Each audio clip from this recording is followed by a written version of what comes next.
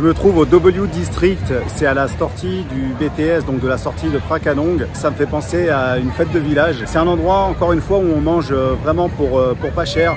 Les plats, ils démarrent à 50 bahts, 60 bahts. Ça peut être familial, on peut venir avec des amis. C'est pas vraiment pour faire la fête, mais il y a un petit peu de musique, il y a une bonne ambiance. Vous allez regarder derrière moi, je vais passer un petit peu partout au travers de ce marché, plutôt de ce food market, et je vais retrouver des Français. D'ailleurs, il y en a deux, même les trois que j'avais interviewés. Ce qui est intéressant quand on est en Thaïlande, c'est de quand même pouvoir avoir des amis, des contacts. Je vais traverser tout le village. Donc là, ici, c'est une partie où il y a plutôt des jeunes, vous voyez, avec le bar juste derrière moi. Et là, je vais aller en plein milieu donc, du marché. Regardez avec qui je suis. Alors, je suis avec Patrice. Ça va, Patrice? Ok, no problème. Youssef.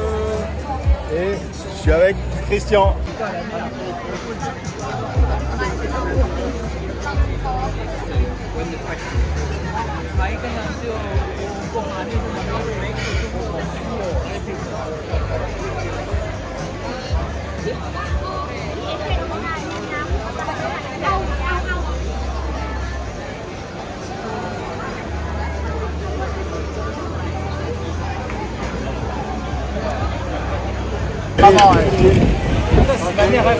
Vas-y, attends. T'es relou. Elle va me déshériter, frérot. Ça y est.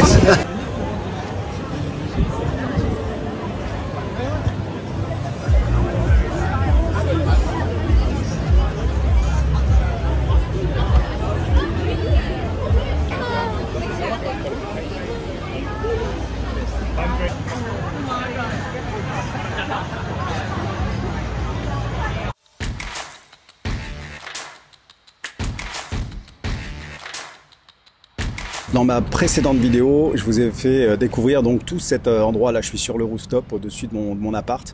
Donc si vous n'avez pas vu cette vidéo, vous pouvez aller jeter un petit coup d'œil. Je vous montre le quartier en bas, les commerçants. Voilà, c'est assez sympa. Je vous montre les commodités qu'il y a ici dans cette résidence où je suis à Phra Kraanong. C'est un quartier de Bangkok assez populaire et que personnellement j'apprécie beaucoup parce que j'ai passé plus d'un mois dans Bangkok, dans plusieurs quartiers pour choisir l'endroit où je voulais habiter. Et je me suis donc rabattu sur Phra Kraanong et je vous explique tout ça dans la précédente vidéo. Dans la prochaine vidéo, j'ai été invité chez une personnalité célèbre ici et une personne qui est très très riche. Et voilà, j'ai pu, elle m'a laissé filmer son garage, voilà, Ferrari, Lamborghini, c'est un truc de fou. On est en Thaïlande et ce qui est intéressant aussi ici en Thaïlande, et j'en parlerai dans une autre vidéo, c'est la diversité, la mixité qu'il peut y avoir entre bien des personnes qui sont très riches, des personnes qui sont très pauvres, mais que tout le monde cohabite ensemble.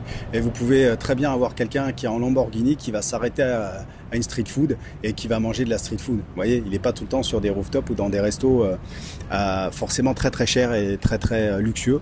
Donc c'est ça qui me plaît également beaucoup ici. Alors oui, être expatrié en Thaïlande, c'est vraiment génial, c'est vraiment excitant, mais ça n'empêche que, eh bien, on a des gros moments de solitude. C'est pour ça que je vous montrais cet endroit au W District en fait, et on a souvent l'habitude de se retrouver entre Français, et c'est un endroit super parce que, eh bien, même si on s'y retrouve entre nous, on peut toujours faire des rencontres, on peut toujours trouver beaucoup d'expatriés. Alors oui, la Thaïlande, c'est un pays merveilleux quand on est expatrié, on est vraiment heureux d'être ici. Ça n'empêche que, eh bien, derrière les sourires, derrière les massages, derrière les superbes rencontres qu'on peut faire, et derrière cette énergie vraiment qui se dégage ici, eh bien, ça n'empêche que on peut se trouver seul, on a des grands moments de solitude. Je parle en mon nom, mais je pense qu'on est plusieurs expatriés à certainement avoir la même expérience. Et ça arrive donc d'avoir vraiment ce moment de solitude comme ça qui vous prend les tripes et qui vous fait sentir, eh bien, très loin de votre pays, très loin de vos amis, très loin de votre famille. Bref, très loin de vos proches. Alors bien sûr, dans les vidéos, on ne le montre pas parce qu'on n'est pas là pour se plaindre et on n'est pas là pour montrer les mauvais côtés, mais c'est des côtés qui existent et c'est des côtés que, eh bien, vous devez prendre en considération si vous décidez de venir vous expatrier à Bangkok ou en Thaïlande ou dans n'importe quel autre pays d'ailleurs. C'est pour ça que je fais cette vidéo. Alors, je vous montrais le W District juste avant, c'est pas un hasard, c'est parce que justement j'allais rencontrer des Français et ça fait du bien Donc même si c'est des amis que je connais pas depuis longtemps, c'est des gens que j'apprécie particulièrement et eh bien avec qui on a créé des liens d'amitié qui sont en tout cas sincères. Mais ça n'empêche que mes amis et ma famille qui sont en France, eh bien je les vois pas, donc ils me manquent.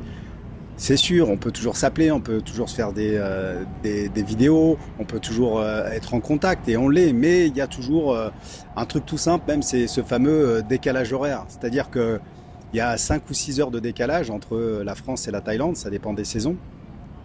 Donc je sais pertinemment que tous les matins, eh bien, si je veux parler à un ami ou un proche de la France, déjà c'est mort, parce que en France c'est la nuit, donc il y a ce décalage, Alors vous me direz, c'est pas bien grave, mais voilà, je tenais à le dire dans cette vidéo pour parler un petit peu de ce qu'on ressent et de ce qu'on a, parce que bien sûr que c'est excitant d'être ici et je regrette pas une seule seconde et je suis pas en train de me dire est-ce que j'ai bien fait ou est-ce que j'ai mal fait de venir m'expatrier, parce que de toute manière si jamais j'en ai marre je rentre, mais je me pose pas du tout une seule seconde la question, déjà que ça soit clair, parce que des fois on dit des choses et ça peut être interprété. Donc voilà, j'ai vraiment l'envie à 100% de rester ici, mais dans cette vidéo je voulais partager un peu ce sentiment comme ça de manque qu'on a, et on a un manque aussi de notre pays en France. Ici il fait toujours beau, il fait toujours chaud, donc la fraîcheur des fois ça va peut-être me manquer. Bon là on est sur un aspect on va dire physique, physiologique, c'est pas ça le pire, même si c'est vrai que des fois j'y pense, j'en ai un peu marre d'avoir chaud et j'aimerais bien un peu de fraîcheur française. Bref, dès que j'appelle mes potes et qu'ils me disent hey, là chez nous ça fait 2 semaines qu'il pleut, alors t'es très bien où t'es, voilà, mais c'est des moments comme ça qui font que on peut se sentir un petit peu loin de chez nous et on peut perdre un petit peu nos repères. Ceci étant dit, comment on peut se faire des amis ici? Alors déjà ce qu'il y a de bien, c'est que pour se faire des amis il faut sortir, il faut rencontrer du monde. C'est pas en restant dans son appart qu'on va rencontrer des gens. Donc ça nous fait sortir un petit peu de notre coquille, ça nous fait sortir de notre zone de confort, et il faut aller se balader, il faut aller faire des rencontres. Donc je peux vous donner déjà une chose à faire, et c'est pour ça que j'ai fait une vidéo sur l'UFE que vous allez pouvoir consulter, qui est déjà sorti d'ailleurs, donc vous allez pouvoir y jeter un petit coup d'œil si vous ne l'avez pas vu. C'est une organisation en fait qui renseigne les Français qui viennent s'installer ici en Thaïlande, et ensuite donc vous pouvez adhérer à cette association, et il y a des événements où vous pouvez donc rencontrer plein de Français. Et le dernier événement que j'ai fait, donc c'était un tournoi de pétanque, c'était très marrant, j'ai rencontré des gens très sympas.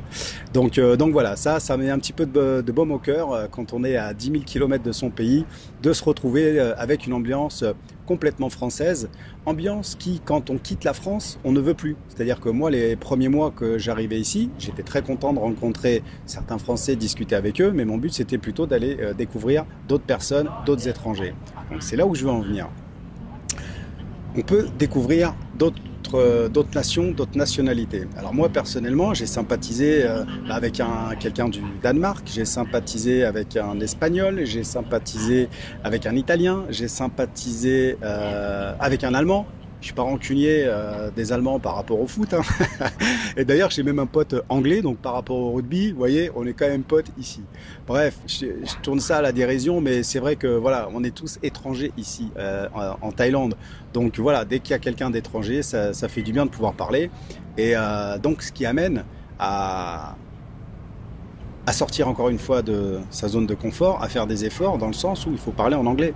Et moi, je ne parlais quasiment pas anglais. C'est-à-dire que moi, j'avais appris l'anglais à l'école. Et puis voilà, depuis, je faisais pas du tout d'efforts et j'avais pas du tout appris plus que ça l'anglais. Quand je voyageais, la plupart du temps, voilà, je savais demander plutôt si j'avais envie de manger quelque chose ou l'endroit où je devais aller. Mais pour avoir une conversation en anglais, c'est tout à fait différent.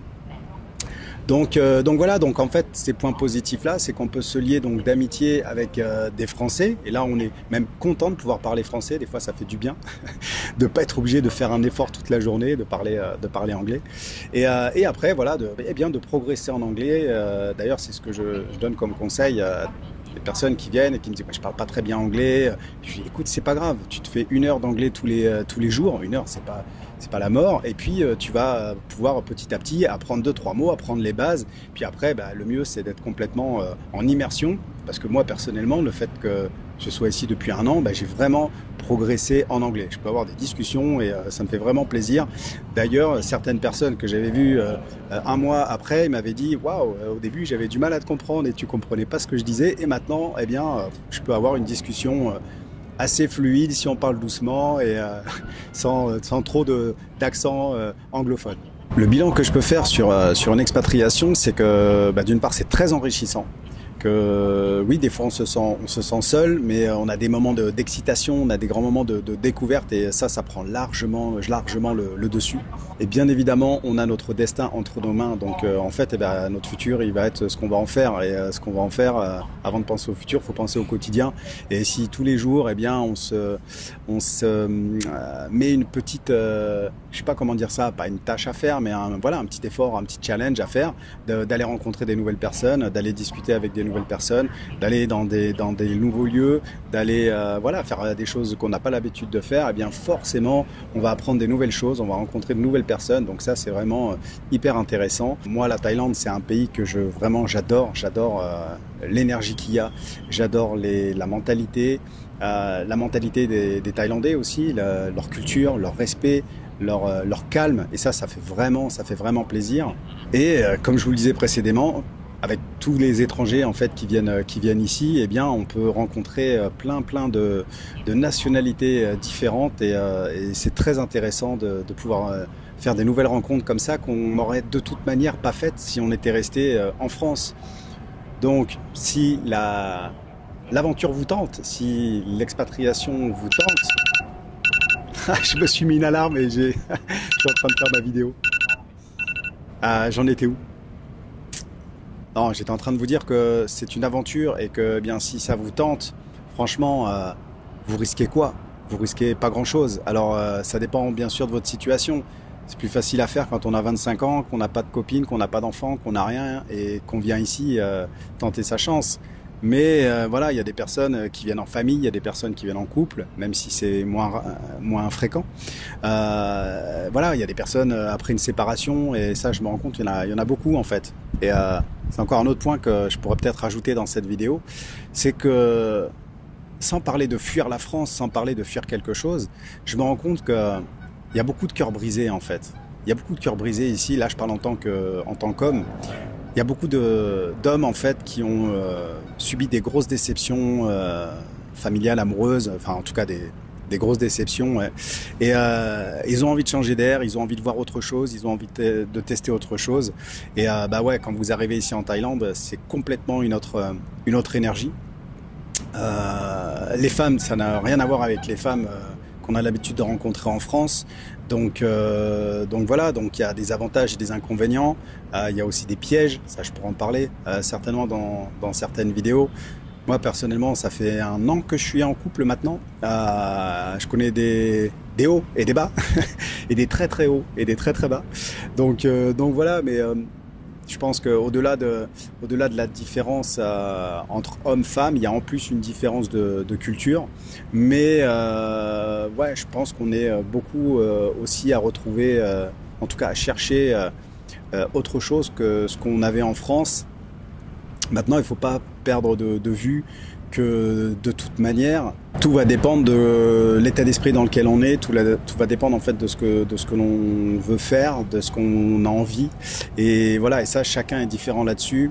Il y a des personnes qui sont plus ou moins fortes sur certains domaines, d'autres plus ou moins faibles. Donc ça, encore une fois, c'est à chacun de bien se connaître et de faire bien attention quand vous venez ici en Thaïlande. Mais ça reste une aventure, et moi je connais plein de personnes en fait qui sont ici depuis 15-20 ans, qui sont aussi en couple et qui sont très très heureux. Je connais bien évidemment d'autres personnes aussi qui se sont un petit peu ramassées, mais voilà, ceux-là forcément ils restent pas, ils rentrent en France. Mais voilà, donc c'est pour ça que je m'entoure de ces personnes qui sont ici depuis plusieurs années, qui ont une grande expérience, et c'est un petit peu comme des mentors pour moi. Ça m'empêche pas de faire mes propres erreurs, et on doit tous faire nos propres erreurs pour arriver à progresser dans la vie de toute manière. Et voilà, donc voilà, c'était une vidéo un petit peu spéciale, pas forcément préparée, juste pour vous dire que j'avais ce sentiment de solitude, mais qui de toute manière, je pense que, je sais pas, dites-le moi même en commentaire, j'avais déjà ce sentiment quelquefois de solitude aussi en France. Donc ici il est un petit peu plus accentué à certains moments, mais il disparaît beaucoup plus pendant plein d'autres moments. Donc je vous dirai, je vous tiendrai au courant au fur et à mesure de mon évolution ici. En attendant, je vous remercie d'avoir regardé cette vidéo jusqu'à maintenant. Si vous l'avez fait, eh bien, c'est que vous avez apprécié mon contenu. La seule façon pour moi de le savoir, c'est que vous me mettiez un petit commentaire, vous mettiez un petit pouce, et alors surtout, abonnez-vous si c'est pas fait, et puis bah, pourquoi pas, mettez-moi un petit, non, petit commentaire, j'ai déjà dit, activez la cloche de notification. Allez, ciao ciao.